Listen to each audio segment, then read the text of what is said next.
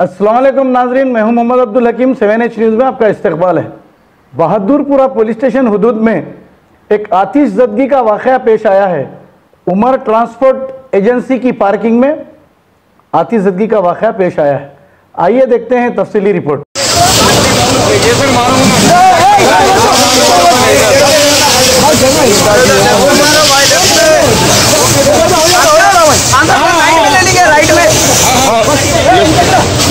की राइट में है ना, राइट में मारो बोलो।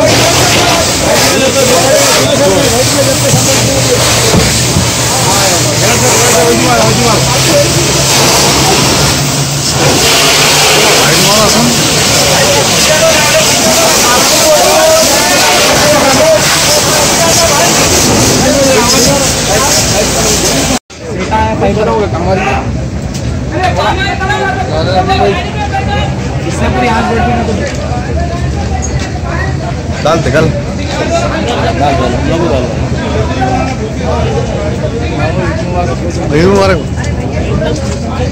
मारे नीचे बोर्ड पर रेड मारो। समझ गया, इसका लंबा हुआ तो मालूम नहीं। पीछे पीछे हाँ